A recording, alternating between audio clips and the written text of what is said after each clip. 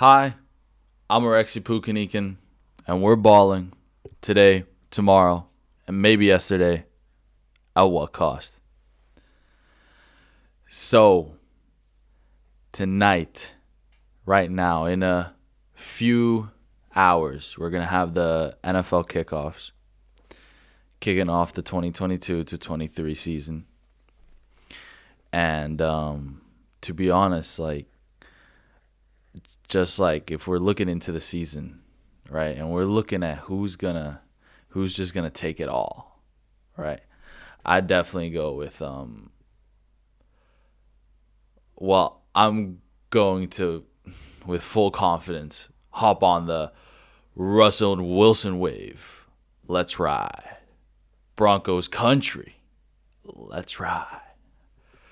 You know what I'm saying? I think Russell Wilson going to Denver Broncos is gonna be it's gonna be the first time we've seen Russell Wilson happy, right? In the longest of times. He's finally happy. He's finally he hasn't at least been happy since he threw that interception. We all know should have ran the ball. Everybody knows that. All right, so now he's finally happy. He's got a solid team. Broncos weren't bad last year. They weren't bad at all. What was their record? They were positive last year. They had a great defense. They have some offensive weapons. Broncos 2021 season record. What was it? 2021. Yeah. Ooh, okay. They were 7-10. Okay, okay. They weren't positive. They weren't bad either. They had some strong games. They definitely did. Okay. But Broncos easy. We're gonna Russell Wilson, my boy Russell Dubs. We're riding. Let's ride. I'm down. Let's go. I'm so excited. And I mean, Russell Wilson, I drafted him this year.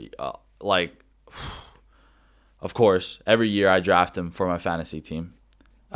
He's my QB1, right? So this is where all this hype is coming from, right? I've always thought he was one of the best quarterbacks, and since the Seahawks days. That's why I got to rep the Seahawks a little bit too, but I'm going to get into that a little later. But Russell Wilson is just he's still a top caliber quarterback, and my palms were getting sweaty because I drafted him only in the 10th round. And it was so that was 57th overall. And he was up there with the best players you could have drafted, 57th overall. So I was just damn, maybe one of my boys, they're ready to steal him from me. So at least I got that part covered. At least I really did. And of course, and then this year, last year, I didn't really even want to draft him. I ain't gonna lie. I had Aaron Rodgers. I drafted Aaron Rodgers on his MVP season. And that's the thing. I drafted Aaron Rodgers as my QB2. But last year, Russell Wilson wasn't even playing in a team he fucking liked. Right? So, oh man, Russell Wilson low-key cost me last year. I ain't gonna lie. There was so many weeks when I should have played Aaron Rodgers and I didn't, and he fucking scored 30 or 40 points, and on a week where Russell Wilson maybe scored 14 or 12. Something bad. But we're excited. Basically, that's all. End of the story. We're excited. We're excited for this season. We're excited for what the Denver Broncos will do. And just a little side note, Lewis Hamilton as stakeholder of Denver Broncos, that's fucking cool. All right. If I was Russell Wilson, I'm all about it. New ownership, everything. The Walmart money, it's coming in, everything. We're sorted. He's excited, whatever. I'm excited. Yeah, and now I can get back to the Seahawks. So, I rep my Seattle Seahawks. I'd say if I had to pick like my team or my NFL team or franchise or, it is Seattle Seahawks. I like the vibe. I like Pete Carroll. He hasn't been doing too good the last few years, but I mean, he's still the man, I guess. So, in honor of the Seattle Seahawks, I still managed to draft Rashad Penny as a backup running back on my roster. Of course, ideally, would have wanted Lockett or DK Metcalf, but they got picked surprisingly early.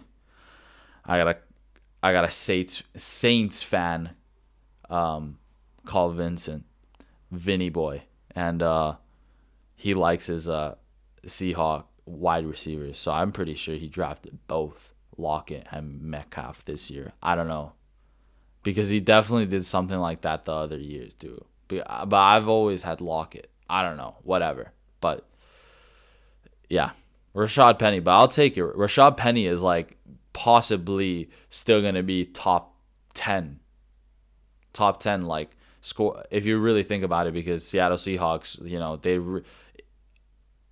if DK and the quarterback, they're not on point together, or like Lockett, I think they're gonna throw mostly on to Metcalf this year because they just dropped the stack on him, right? But of course, if they throw it to Lockett, but if there's just a game where they're like they have to run it more, like because of how the defense is set up, then it's all Rashad Penny. Like that's all he's gonna do. Like he's got it. He's got to carry. So Rashad Penny, we'll see what he's able to do, and I have full confidence that I can definitely like sub him in.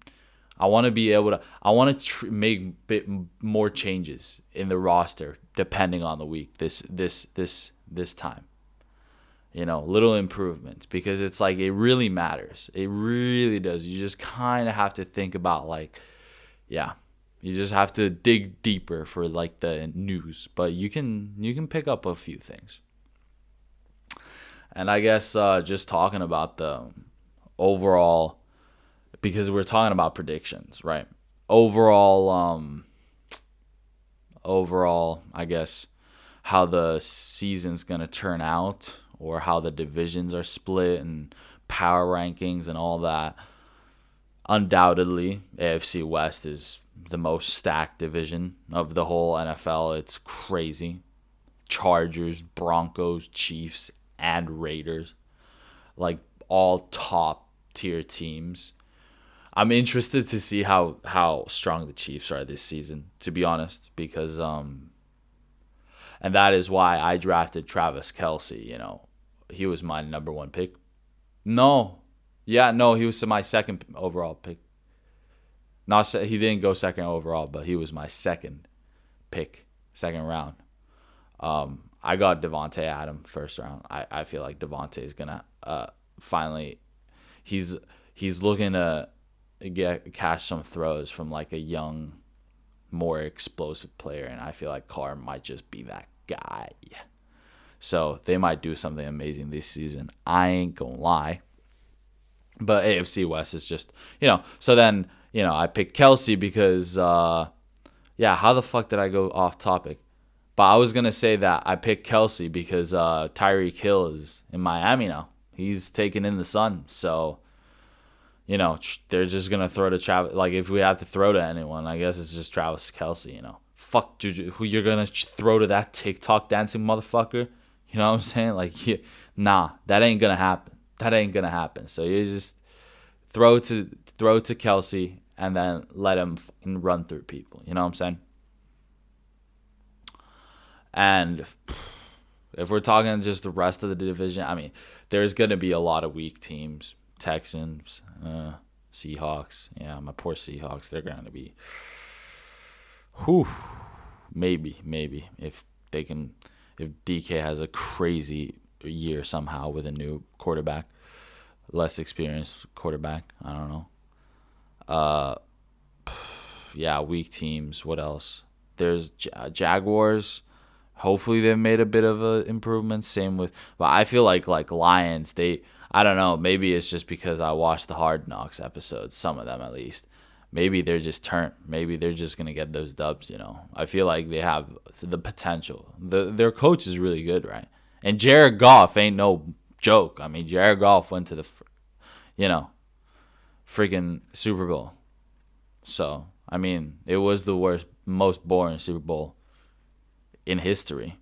It was the first Super Bowl I've ever watched live. Imagine, but hey. But yeah, there's a lot of, I feel like the mid-level teams are just, it's a lot of I mean, you never know. You never know if there's just top dog. There's always a few at the start, they get on a, winning streak off the rip, and then yeah, I just love the NFL. I'm excited for the season. I think if realistically speaking, like I would want Broncos to win. Like I would wholeheartedly, if I could just put some money into some team that I want to win, it would be Broncos. But I think genuinely, LA Rams they're an organization that you can never doubt, right? And I wouldn't be surprised if they just got their perfect team and I think enough experience where they could gather the momentum and then just push forward and get a taste of gold again, back to back. This pretty much still there, the core and everything like that. And dude, Sean McVay is the man. Like, I've been a big fan of Sean. I mean, literally, the first Super Bowl that I watched, right? Okay, yeah, whatever. Let's forget about the Super Bowl. But because I had to know something about the LA Rams and the Patriots before watching the Super Bowl. And I think I followed some of that season anyway. So I think I knew about the stats, how Sean McVay broke all these records, or for the youngest coach to do this and that and this. So I was always a big ass fan. There was that insane record that impressed me. Sean McVay has always led after halftime. There was an insane streak of him always leading after halftime. He's always in a lead. It was something nuts. I don't know if I want to search it now because I know it was broken. But it was something insane. So as soon as I saw that stat, I was like, no, this guy is the shit. He's the next version of Belichick, basically.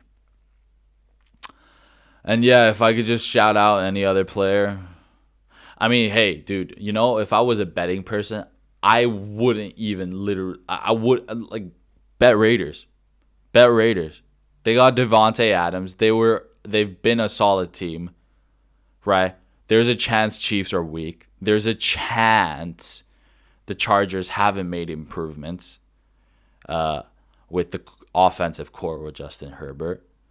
There is a chance that Russell Wilson and the Broncos lose a couple. Because I saw the schedule. They have a easy first half of the season, but their second half oh my God, they're going against some scary matchups. So, yeah, we'll have to see. But the Raiders, I'm just saying, if Carr and Devontae Adams and everything just clicks, they can make it out on top of there. And if they make it out of there, it's pretty much you got it in the bag, right? So, who knows? A little bit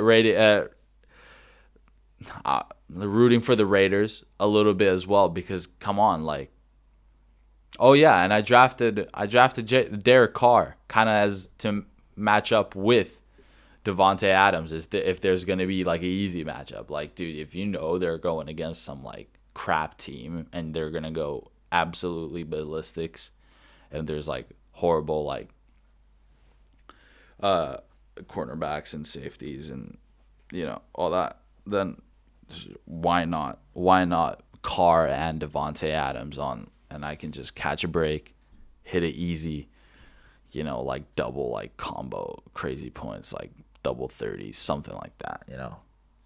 Could be. Yeah.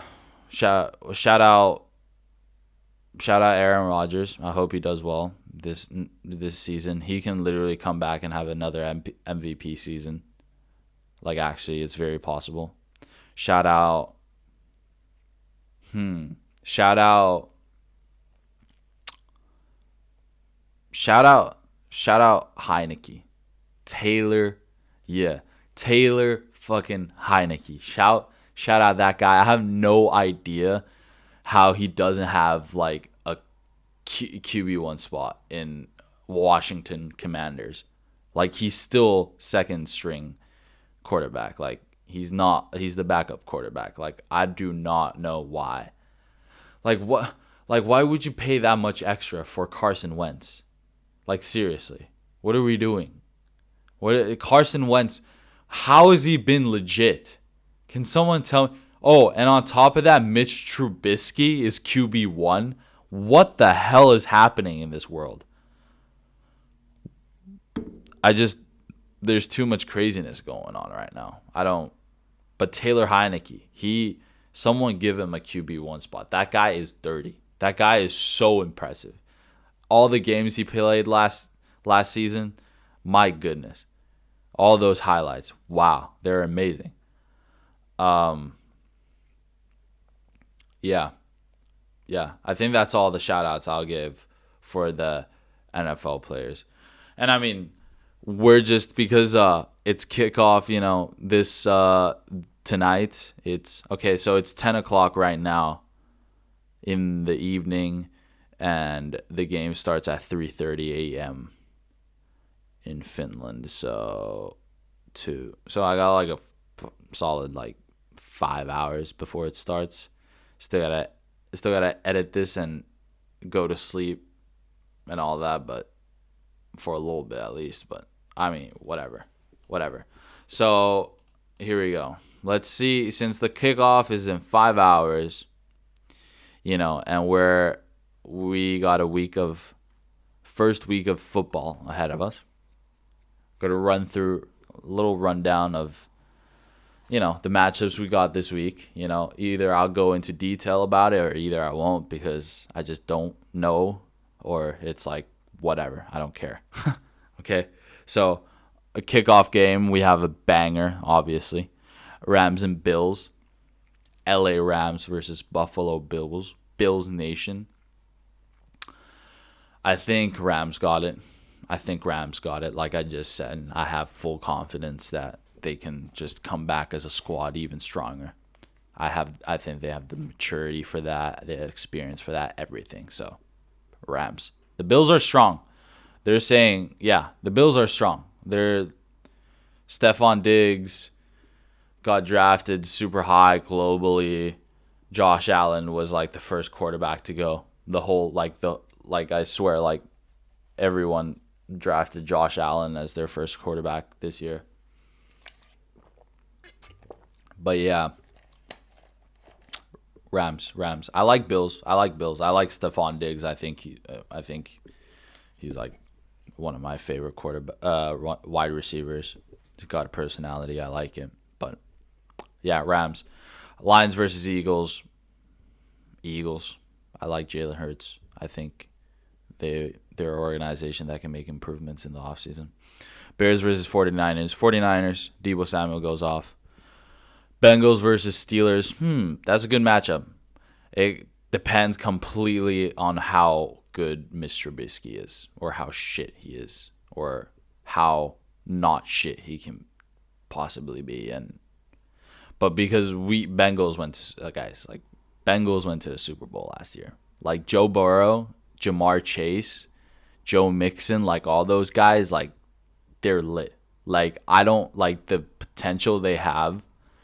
Like, they can play multiple years with that like kind of offensive core, and they can be still like good. They're doing amazing things there. So I'm going to go with the Bengals. Steelers, they've always been a solid organization. Tomlinson as the coach, he's always had a positive record. I think that streak is literally still going. It's kind of insane. So, but they always, if it's against Bengals, I just don't think they got it. I don't think they got it. So Bengals is going to beat Steelers. Miami Dolphins versus Patriots. Wait, I actually have to check my phone because I sent my groups, sent my friends in the group chat what I said Patriots. Damn. Yeah, I think that one's going to be the upset, one of the upsets. I genuinely think so. Yeah, I think like Bill Belichick's just going to somehow like he just put so much work into like the week 1. I don't know, something. I feel like I love Tyreek Hill. Like I love him. I think he's sick. And I have nothing against the Miami Dolphins, as an organization, but I think Patriots, they might just pull some magic, because you can never count the Patriots out, or fuck, don't even call it Patriots. You can never count Belichick out. You can't. Yeah. I don't have to explain more. Coach Belichick, go. So Patriots take that one, upset the Dolphins. I guess it's an upset. I think betting wise, I think it's gonna be an upset. Like I think the betting sites or whatever are favoring the Dolphins. Blah, blah, blah. Panthers versus Browns. I think Panthers are gonna fucking rock the Browns, because my boy Baker Mayfield is just gonna hit him with the 3-piece with a soda. 3-piece McNugget, a 3-piece with the soda. You know what I'm saying? So I think Panthers are gonna take him. Yeah, Christian McCaffrey comeback season. I don't know. Yeah, fuck the Browns. Why'd you play my boy Mayfield like that? My boy Baker like that? Texans versus Colts. I don't want to talk about them. Boring. Falcons versus Saints. Falcons versus Saints. Saints. I don't think I have to explain much about that. Falcons is not going to be extremely strong. I don't think. I don't know. But no, I do know Saints is going to take that one. Jets versus Ravens. Ravens take that one. Yeah, I don't have to explain more. Commanders versus Jaguars. Commanders. I actually like Commanders as an organization. I don't know. I like their vibe. And they've performed mediocre. They have I drafted Terry McLaurin from the Commanders, and I had a Commanders tight end last year and some other stuff like that. I think an airplane was flying over. Sorry, guys. But yeah, Commanders take that. But I do hope Jaguars are going to make some improvements this season. So, yeah. But yeah, Commanders will beat the Jaguars. Vikings versus Packers. Packers, because I love my boy Aaron Rodgers. Vikings, they're saying Kirk Cousins can do some crazy stuff this year. And I do have Dalvin Cook, but I want the Packers to win. I want Aaron Rodgers to win. I just think Aaron Rodgers should win, and I think he will win because he's a bad man. He's always going to be a bad man. So Packers beat the Vikings. Titans versus Giants. I'm going to go with Titans. I'm not going to talk more about that too deep. I have Saquon Barkley and the Giants in my fantasy team, so I hope he does well. And Titans, yeah, I think they still have a very good offensive core, so I think they're going to be A-OK. So Titans beat the Giants. Chargers versus Raiders. This is a very lovely, lovely matchup. And I am going with my Raiders boys, even though I know a lot of people have a hype behind Chargers this season with Justin Herbert, Keenan Allen, all those guys, just a crazy offensive core and a pretty decent defense too. So, yeah, I know probably a lot of especially the guys that I know in my league, they'll probably go with the Chargers, but I'll go with the Raiders, man. I just feel like Carr and Devontae Adams are going to do something so dangerous and just cool this season. So go with the Raiders, beat the Chargers. Cardinals versus Chiefs, another kind of great matchup. Damn, these last few ones are just crazy. Okay, Cardinals versus Chiefs, easy, like, I think easy. I don't know if that's easy. Easy, I guess it's easy if you, it's not. Cardinals. I feel like, I think they gained a lot of momentum from DeAndre Hopkins. I feel like if they renegotiated. Yeah, renegotiated. Renegotiate. Renegotiated the contract with Kyle Murray. So I think they're all good now. They're all very motivated. And I think Kyle Murray is going to make some improvements to his game with his offensive core, with DeAndre Hopkins. And they've got a very solid defense as well. Yeah. Cardinals can definitely do something. And I feel like Chiefs are just going to be maybe playing on the back foot. And they lost another key player in their offense, which is Tyreek Hill. So I feel like Chiefs are going to kind of do the thing where they just lose or start off pretty negative record, and then they go on a bit of a winning streak in the middle or at the end of the season. Cowboys versus Buccaneers. To be honest, I don't know much about these two teams. Like, to be honest, I just know like there's this huge.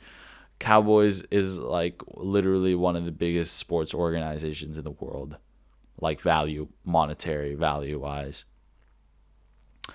And I know Dak Prescott, Ezekiel Elliott, CeeDee Lamb. I know they've got something there, but I don't know like how much of it is like real, you know. So yeah, and then Buccaneers is like Brady, Gronk retired too. Yeah, Gronk retired too now, so it's not even like yeah. So yeah, it's just like all right, I'll root for Brady just because he's the GOAT. I'm so happy that I could watch another season of literally the greatest just play like live. But yeah, I guess I'll take the Buccaneers just because I like the Buccaneers a little bit more than the Cowboys. I feel like Cowboys are a little annoying. The Cowboys fans are definitely a little bit annoying, more than a little bit annoying. So I'll take the Buccaneers. I like Tom Brady. I like Bruce Arians. That's the head coach of the Buccaneers. Yeah, I like that. And then the last game of week 1 of the NFL is Seahawks versus Broncos, which is a dream matchup for me. I want to watch that so bad. Of course, I want the Seahawks to win. I guess I really want to upset. Right, but man, do I want to see Russell Wilson give it to Seahawks. Like, I love the Seahawks, but like he needs that. He that's for not running the fucking ball, Pete. That's for not running the ball, Pete. The fuck were you thinking, Pete? Let's ride. No, what the fuck are we talking about? You should have let the ball ride then. You know what I'm saying? So, I don't know. Yeah, whatever. Russell Wilson, please pop off against the Seahawks. It would be amazing. It would be the best thing for the the storyline, whatever. So, yes, let's go. Broncos. Let's give it to him. Let's absolutely give it to him. And that's my predictions for NFL, for the season, for the upcoming week.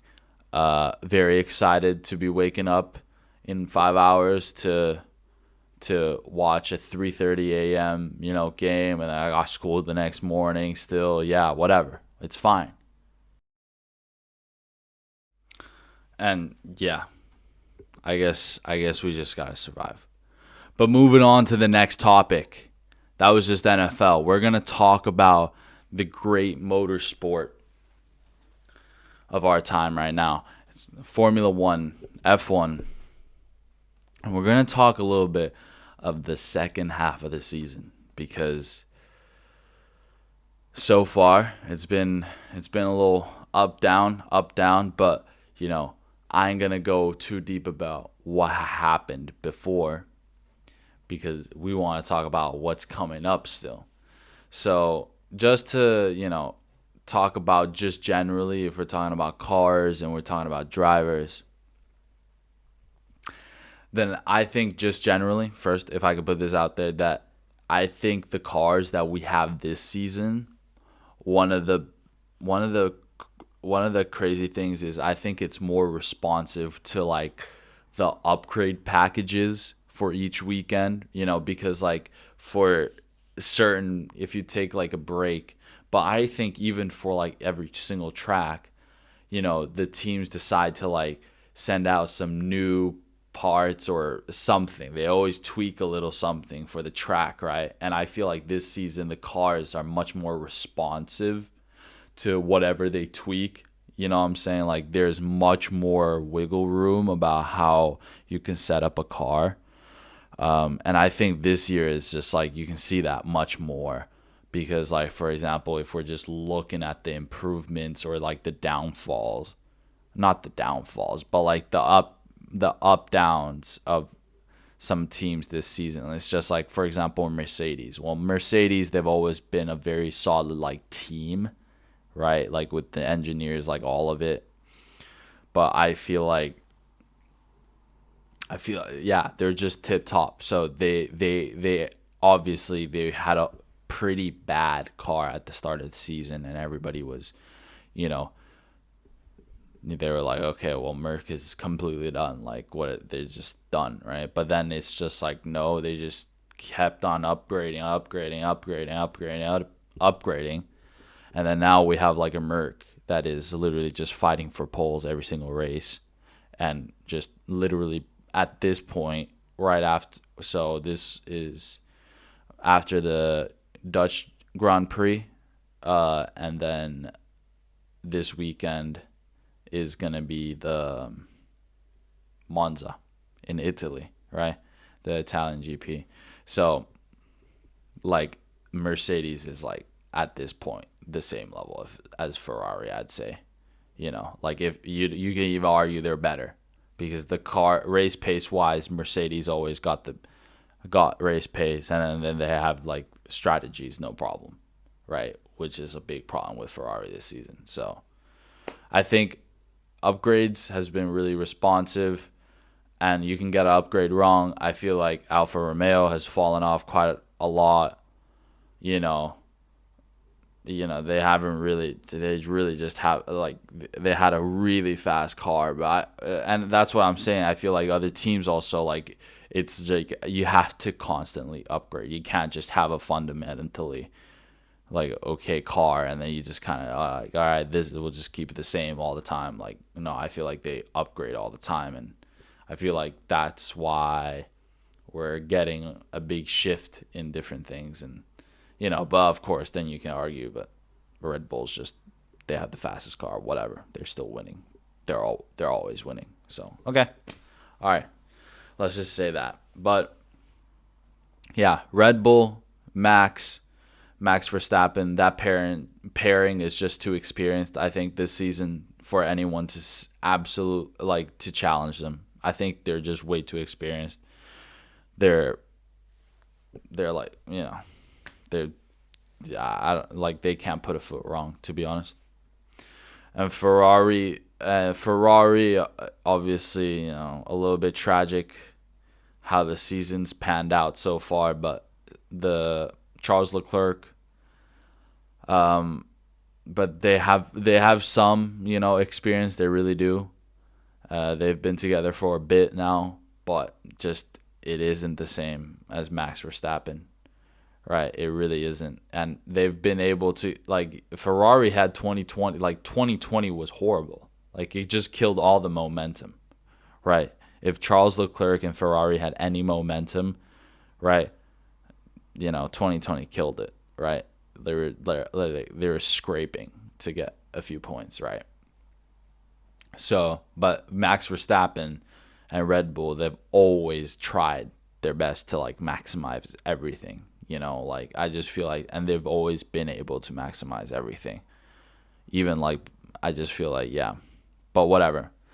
And yeah, and I think it's also just because Ferrari hasn't battled like a very good team like Mercedes, right? Because like I think the only reason why Red Bull won was because they were battling such a good team and pairing like Mercedes Hamilton. So I just feel like now when Ferrari, whatever, they haven't been fighting at the top. And when you're fighting at the top, you have someone like just Verstappen and Red Bull who's there to like just perform without a mistake every single weekend. So it's just hard, and they don't know how to take advantage. And they don't know how to take advantage of other people's mistakes, and then they somehow like they never avoid seemingly obvious mistakes, right? Like somehow like they're just really doing everything right now to like not make it better. So anyway, I don't want to be, I feel like everyone's hopping on that narrative that, oh my god, they're such a failure. Okay, yes, you have that pressure, whatever, but like, come on, there's so many things that can go wrong all the time, whatever.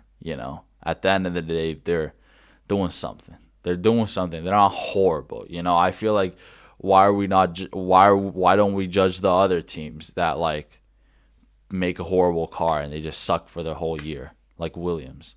Like, what the hell? Why don't we just poop on Williams as much as we poop on like Ferrari? Why not? It's like, yeah, exactly. And Williams has like won they're like third or fourth in like the amount of construction championships they've ever won. So yeah, dude, come on, cut Ferrari some slack, okay? Please, it's not that bad. Like, guys, come on, like, it's not that bad. You know what I'm saying? And yeah, Ferrari and Sainz pairing is like unfortunately lacking. But I just feel like it's just because Sainz is new to the team. Like, he's just new to the car. Like, if you really think about it, Sainz he's always driven a new engine. Like, it's kind of insane how many different he's driven all engines, pretty much. That's in the hybrid era. He's driven the Renault. He's driven the Ferrari now. He's driven he never drove the Mercedes engine. He never. Yeah, he did. Yeah, he did. Yeah, he drove the. Yeah, he drove the Mercedes. Yeah, he drove the McLaren with the Mercedes engine, right? Or was that only Daniel Ricciardo? Okay, but whatever. He's always driven a different engine, is what I'm trying to tell you, right? So he's always had to adapt to a certain new kind of like behavior of the car or something. So I think he's now signed a extension for like a few more years still. So then I think he's able to, kind of get the puzzle solved and get, everything like, working in full cylinders. Because right now I just think he's still like, he's fast. That's the thing. I genuinely think Sainz is the fastest out there. Like, it's in his blood. It's in his freaking blood, dude. His dad is a fucking rally world champion legend, dude. So it's in his blood to be fast, just fast. But I think that's the only way he's been able to perform somewhat adequately this season. He's just fast. He's just fucking fast. And he, like, all the little details, that's where he's just missing. The couple hundredths of a second or something during qualifying or during just during a race or something. That's like what Leclerc has and Sainz doesn't have. So he just needs more time with the team. That's my opinion. But yeah, stupid fast. Red Bull and Perez pairing. They're making great improvements. I feel like sometimes it's very just like hit or miss. Sometimes they do a little bit better. Sometimes they do, but even a little bit better just means that they're just like they're behind Verstappen, pretty much. Yeah, and I mean Perez is like, yeah, it's on and off. He does well sometimes. He does not so well. But he gets unlucky sometimes, in my opinion. I feel like he's one of the more unlucky drivers, in my opinion. He just gets some stupid penalties all the time as well. So, yeah, let's see. His qualifying performances could get better, but otherwise, I'm not gonna judge him. I like him. But yeah, especially after the Silverstone weekend, I think Mercedes and Hamilton pairing is just like they just kind of caught full form. Like, yes, Zandvoort was just last weekend. They might have made a mistake, but they're still doing pretty damn well. Like, I mean, they made a mistake, like, and that's like, if everything would have worked in their favor and they would have gone like first place. But even worse, like their worst case scenario was, I guess, is what happened, and they got like third and fourth, which is still freaking amazing. Like third and fourth is absolutely crazy. But yeah. I think they're back in full form. I think they might win. They might still win. I think all it takes is maybe like one Ferrari and a Red Bull to crash together, and that's it. That's about it. That's all you need. And yeah, they're definitely playing spoiler now to the Ferrari and Red Bull battle. I don't even think it's like a Ferrari Red Bull battle anymore. It's just you have to mention all three, or you just say there's no battle. It's Red Bull has won, and maybe Ferrari and Mercedes scrap it out for P2, but I don't even know what to do. I'm not gonna search right now. But I don't think it's much the constructors championship difference between points difference between Mercedes and Ferrari. And just to to just talk a little bit about other drivers like in the midfield, I personally think Fernando Alonso is like growing into one of my favorite drivers right now, because he is like for example, he's been scoring points like crazy this season. He's been so consistent. It's kind of crazy. And then like, there's the little bitch boy Esteban Ocon, the French little fucking, muppet, right? Who's his teammate. But he's still been doing really well. The Fernando Alonso, he's just been scoring so many points. He literally is on, let me check right here. I got it up here somewhere. Yeah, he's got a 10 streak right now of point scoring. And it's like, if you look at the positions, they're like, they're P6, sometimes P5 or P7. Like, if you think about it, really, P7's impressive. Because if you really think about it, you have the three top teams. You have Red Bull, Ferrari, Mercedes, 2 drivers each team. So there's the top 6, technically. They scrap it out there. And then who's the first one? Whoever's the first one out of like the top teams, I think they're top dog.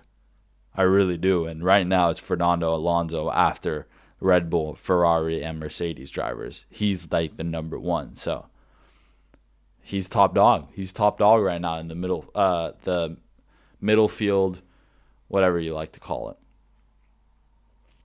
And I guess if I can shout out anyone, it'd be,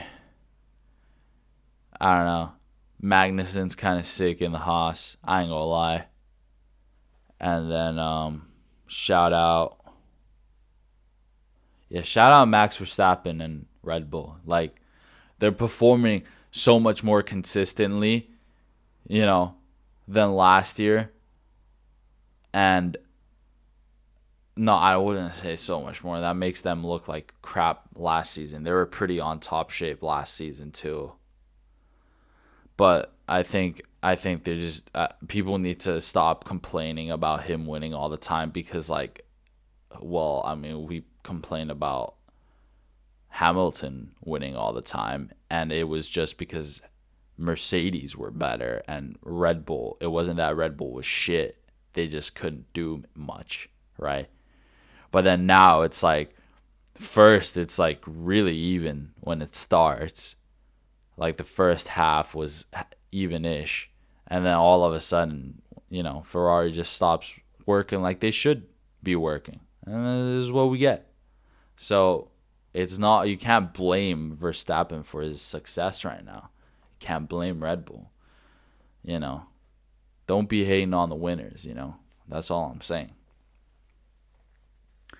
And yeah, shout out Alfa Romeo. I personally have to be a fan of their team just because they got a Chinese rookie driver, Zhou Guanyu, and then they have Valtteri Bottas replacing Kimi Räikkönen from last year. And I'm half Finnish, half Chinese. I got a Finnish and a Chinese driver in a team. How can I not root for them? It would be rude for me not to root for them. So rooting for them, but they have not been able to keep up, like I said, to the upgrades of every other team. I feel like at this point they've just kind of stayed, flat, and I feel like there's a lot they could have done a lot more because Bottas is struggling right now to make top 10, and top 10 was almost like pretty relatively easy for Bottas or even Alfa Romeo to get in the top 10, but now it's like a struggle. And Joe scored points on his rookie performance. He scored points, but yeah, I think, yeah, or was it like the second or third race? I don't know, but like Joe was doing not bad at all, and now he's really struggling to even score points. So come on, Joe, come on, Bottas. Squeeze out a little bit of speed, all right? But yeah, past weekend was a little bit crazy. We just came back from summer holiday for Formula One, as in like Formula One summer holiday, summer break, and then we jumped straight into Belgium and the Dutch Grand Prix, and I think the Belgian Grand Prix at Spa-Francorchamps was not that interesting. It was a little bit boring. The few opening laps definitely had me going a little crazy. I definitely had some strong reactions. It definitely was when Lewis Hamilton doubtlessly submerged his nose down the outside of Le Combe chicane alongside Fernando Alonso, right? They're freaking going through the Camel Straight, whatever straight that I think it's like the longest or the second longest straight of the whole season. Pick up mad speed, and they go into the Le Combe chicane is like, whew, they're doing them 100 miles per hour there, and then just leaves Fernando Alonso no space. Truly leaves him with no space. Like it wasn't like oh man, maybe he did leave. No, he really didn't. he said nah, and they made contact during the turn or the chicane, and friggin' it just sent the rear right tire hit the front left tire of Fernando Alonso, and the fucking Mercedes of Lewis Hamilton just did a straight up fucking worm, just like straight, just like bam, bam. Just imagine a hunk of Mercedes just going pop, bam, doing little warmsies, you know what I'm saying? Doing the warm dance. That was absolutely insane. But other than that, nothing was absolutely insane. And then the Dutch Grand Prix, a.k.a. racing at Zandvoort. I think the Mercedes boys were definitely making the people of Netherlands a little bit nervous, a little bit, a little shaky, a little jittery. Because I mean, if they played all their cards right, I think Lewis Hamilton had a kind of a genuine chance to steal the way at home for Max Verstappen, but they got the hometown blessing of the little, safety car. Bottas came in with the master plan. You know what I'm saying? And then gave Max and Red Bull their nice little win there. But excited for the rest of the season. I couldn't really say race by race wise how we're looking. I feel like Mercedes is just going to do pretty much the same. They're pretty much going to be on the same level as Ferrari. So I think there is a chance that Red Bull kind of just rides off in the distance. There's some exciting races still. There's still like Austin. That's going to be a great race where a lot can happen. I mean, we have Monza this weekend, which is amazing. Monza's amazing, And for the past 2 years, something's crazy happened. So, let's keep up the streak. And there's, we're going to Singapore, street circuit, safety cars. You never know what could happen. Singapore is gonna be cool. I haven't. It's been a while. It's been a while since I've seen Singapore GP. Let's just say that. But it's about to be a great season. A lot could still happen, I guess. I mean, I concentrate on the other stuff. I really think you do have to focus on like even the top 10 of like drivers and like the top 4 or the top 5 of constructors or any kind of like type battle, because once they've made the car, they kind of just start from there, and then they just like pick their battles every weekend, kind of. That's how they kind of that's how they kind of strategically go at it. So yes, there's still a lot of races to come, and very excited. And I guess Red Bull, Max Verstappen goes back to back. If I had to guess something for now for the rest of the season. Okay, so we've picked the winner for F1, and now let's go into a little bit more action. Racing. You have a race. There's a lot of laps, but there's only a few laps with some action. UFC. Now that's a whole different story. UFC. I think it's been a year of quite a lot of violence. Nice violence. Perfectly executed violence.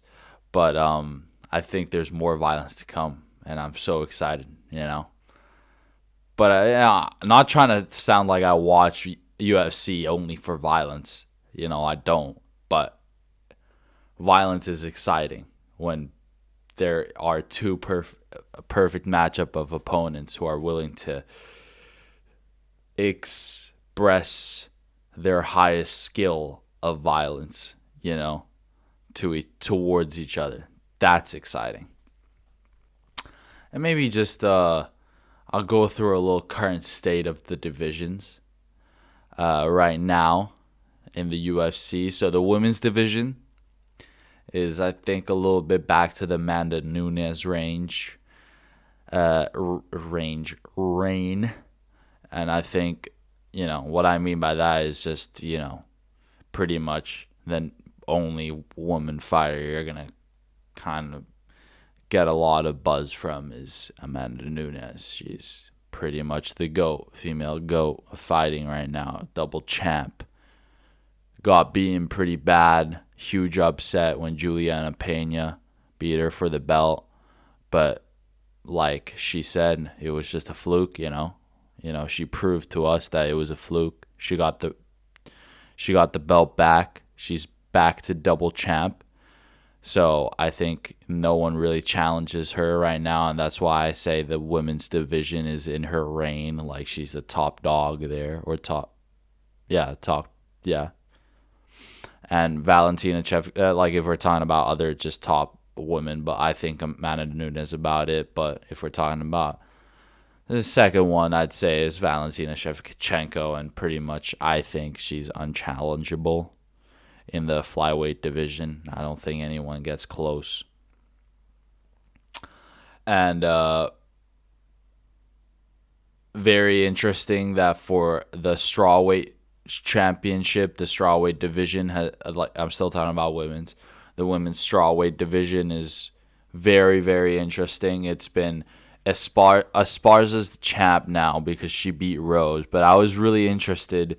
Oh, not interested. It was very interesting to see that Rose actually ended up losing that one. That was her second title defense. Her first one was against. Yeah, her first one was against Zhang Weili the second time. Yeah, and that's it. I was very impressed that she beat Zhang Weili. Of course, I'm going to be rooting for Zhang Weili. I was impressed that she was able to beat her twice. But I thought Rose had more momentum. But I guess she just didn't, and Esparza beat her. And I'm kind of happy now that Zhang Weili gets another title shot. I think she completely deserves it. Zhang Weili is a beast, and I think if Zhang Weili is the champ, she'd be a better champ than Esparza. A bit of a hot take, but that's the women's division. I think I don't have anything else to really say about the women's division. And I mean, the most exciting men's division this year is still probably the lightweight division. Lightweight division has been stacked ever since the McGregor name grazed its division, and it's always been ridiculously stacked. And there's just all kinds of killers in there. Justin Gaethje, Oliveira, as why I think he is the champ, even though officially he's not. He's the champ, Justin Gaethje, Michael Chandler, Tony Ferguson has been there for a while. Now he's fighting at welterweight this weekend, but we'll get to that later. And just everything. It's deep. There's tons of fighters, tons of challengers, all kinds. It's the division where Khabib dominated, right? So it's just insane, the lineup, and the welterweight division. Now with Kamaru Usman, just dominating, although just recently he finally got defeated from his title defense streak. He finally got defeated by a perfect, like Joe Rogan says, it was probably the best head kick of all time in UFC history, at least. The stakes for the belt, last round of the last minute, lands a perfect head kick. I think, yeah, it's justified. I think it could be one of the best head kicks in UFC history. But still very, very deep. Colby Covington, Gilbert Burns, Khamzat Chimaev, we got my boy Li Jingliang as well. So, stacked. The Leech, stacked. So they're all very top of the food chain, very high level fighters. So any one of those fights, if they're ranked, you're gonna watch it. It's gonna be exciting, pretty much, if they can get the matchup perfect. And it's just some memorable fights we've had this year so far. We've had Amanda Nunes getting her belt back. We have Charles Oliveira choking Justin Gaethje out. Of course he chokes everyone out, but Justin Gaethje was throwing. And then Francis Ngannou defeating the fastest and most technical heavyweight in Cyril Gane, right? And I think that was that really just showed. And I think it's a bit of a shame now. There's a little bit of drama between Francis Ngannou and UFC. I think with like a little bit of negotiation problems, but I think they'll get it figured out soon. All he really needs is one money fight, and I think they're good. But it was still really interesting to see Francis Ngannou not make a mistake against someone that fast and technical and dangerous like Cyril Gane is, right? But at the same time, I think Cyril Gane just, he was scared, as you should be, fighting Francis Ngannou. And, yeah, Francis was able to take that one. So that was good on Francis. And heartbreaking moments for me, if I could just recap this, because, most of these bigger events, I put in the work. I wake up at 5 or 6 in the morning to watch the main events when I've even watched. Sometimes I even try to just watch the whole time, which is crazy. And, it's dedication out here, but heartbreaking moments for me was when Michael Chandler straight up freaking murdered my boy Tony Ferguson with a front head kick to the freaking jaw. Those ones are so, when they land flush, it's so crazy. And my boy Tony Ferguson was just completely out for that one. That was a hard one to watch. That was actually I was just fuck. It wasn't if I wasn't such a big Tony Ferguson fan, I probably would have been oh my god, that's so cool. But I am a huge Tony Ferguson fan. I was just damn it, man. Damn it. That sucked to watch. And also when Brandon Moreno caught my boy Kai Kara France, caught him with a nasty, fast, just high kick to the, higher up to the body. Oh, man. And it just caught Kai Kara France. It just, it was the perfect kick. And then absolutely sent my boy Kai Kara France into a little curling ball, because those gut shots hurt, And Brandon Moreno, he is a ninja, right? He is an absolute ninja. So he's going to, kick it with precision, right? So, good on Brandon Moreno. It's hard to dislike the guy, but oh man, did I want Kai Kara France to win. This was his first proper shot at gold. So, but I genuinely think he still has a lot to offer, so it's fine. I'm still backing him every one of his fights. And then, yeah, I guess it was kind of cool to see Tai Tuivasa elbow Derek Lewis out, because, it was cool because Tai Tuivasa, I'm all about the Tai Tuivasa, Bam Bam Tuivasa, I'm on that hype train as well. I think this guy is fuck, man. The camera just ran out. Sorry, guys. Yeah. So I think it was a little bit. It was cool to see that Tai Tuivasa could knock Derek Lewis out like that. I don't know if that was a full on he was out cold. It kind of looked like Derek Lewis went out cold. But I don't know if it was a full-on one of those. Maybe he was just out for a little bit, after the elbow. But either way, it was cool but heartbreaking. Derek Lewis is one of my favorite fighters. How can you hate on Derek Lewis? He's the funniest guy ever. So it was kind of sad to see. And it just adds to for some year this year, it's just been Derek Lewis has been catching some L's. So, oh, man. Yeah, put some more respect on Derek Lewis's name. He's lost a couple times recently now, but come on. He still's got the most heavyweight knockouts ever. He's got the most knockouts ever, right? For a UFC fighter. So please, everyone, just respect that beautiful man. And if we're talking about this year, who's really dominating, then I definitely think Alexander Volkanovski is on a different level. I think he's just everyone he's fighting is not that he's just beating them. It's like he's dominating them. Every single time he's defending his belt, he's just dominating. He literally outstriked Korean Zombie, like completely outstriked him, right? Just like Korean Zombie didn't even have a response.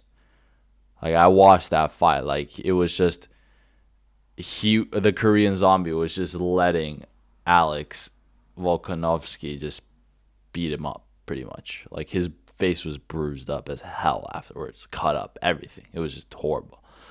And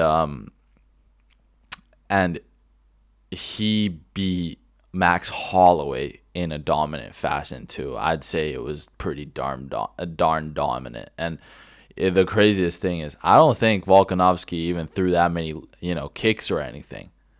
So it was genuinely Alex Volkanovski was beating Max Holloway, beating him in boxing. And Max Holloway is the top of the food chain, best boxer there is probably in the UFC, if we're talking like his technical skills. And somehow Volkanovski beat Holloway in his own game, which is just mind-blowing to me. I think Max Holloway is the GOAT. I think he definitely has like crazy boxing skills, but I think it's just so much more impressive. It's just so insane to see someone on such a different level. Like I am such a big fan of Volkanovski right now. It's just I don't know about him wearing those designer caps like really high on his head though. I don't know about that. I think whoever's his stylist needs to chill a little bit. Like just stick to the suits. You know what I'm saying? Just stick. You're a young dude, not young dude, but you're a handsome, good shaped fella. You fit nicely in a good custom made tailor suit. And you got the money for that. So stop buying the ball main and whatever. You know what I'm saying? Just stick to the nice suits. It's got a certain type of class to it. And I guess this past weekend was just, since we're talking about, what has been past and what's coming up, past weekend was UFC Paris. First time in Paris. Big deal because MMA was actually banned for a while, or like MMA promotions at least was banned for a while in France. So big deal.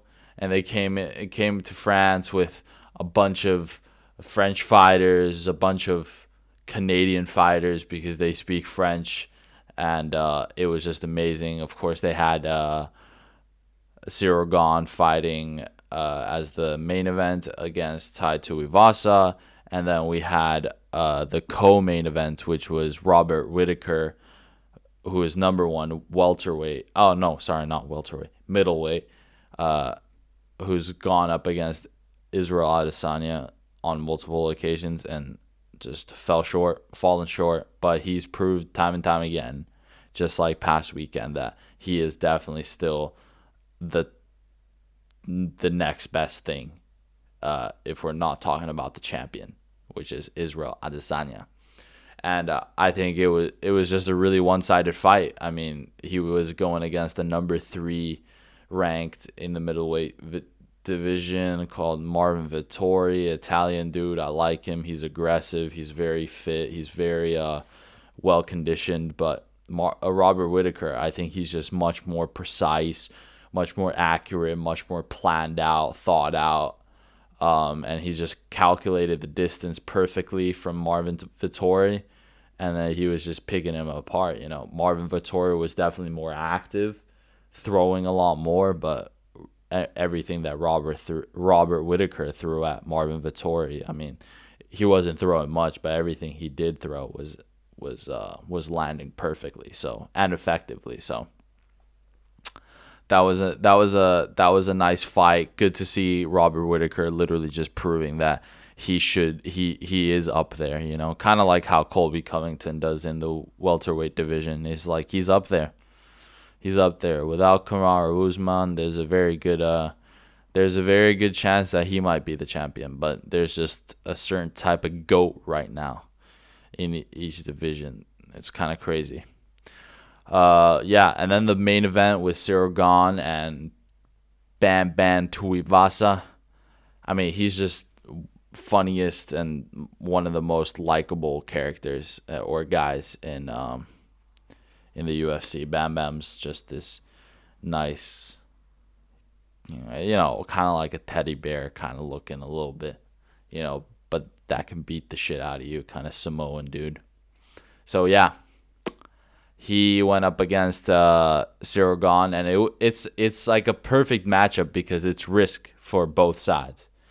Cyril Gahn can risk that flying overhand hook from somewhere or like an uppercut from Tai, and then that's game over. If that lands flush on your jaw, your chin, you're done. You're done. That's done. But the thing is with Cyril Gahn is he's so technical, right, and much more faster, much more, just, speed and precision, with strikes. So, and Tai Tuivasa's much more slower, right? Like Cyril Gahn is like two different body types. Like Tai Tuivasa is like a big ball of, meat and muscle, and then Cyril Gahn's like this fucking perfectly like just like perfect genes, of course, and he's just absolutely ripped, right? And just so fast. So it was like risky fight for the both of them, and I just guess Cyril Gahn's approach won in this matchup. Like they were both gonna. Tai was doing exactly what we expected him to do, which was just throw haymakers, and Cyril Gahn was being a little bit or putting a pace on like Tuivasa, with just all kinds of different kicks, different feints, different jabs, strikes, all kinds of stuff. And Tuivasa's not the type to like spend all the energy trying to dodge everything. Like he'll just eat him up, and and it just got to the point where Tuivasa couldn't eat anymore because the precision of the body kick, like the Cyril Gahn was throwing front kicks to the body the whole time, and then it's just they were landing pretty much every time, but Tai was just eating them with his fat belly.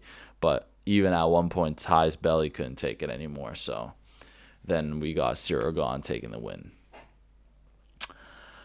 And this upcoming weekend, we have UFC 279, which I am so excited about. I haven't looked at much of the rest of the card, but all I know is my boy Li Jinliang, the Leech, is fighting my guy Tony Ferguson.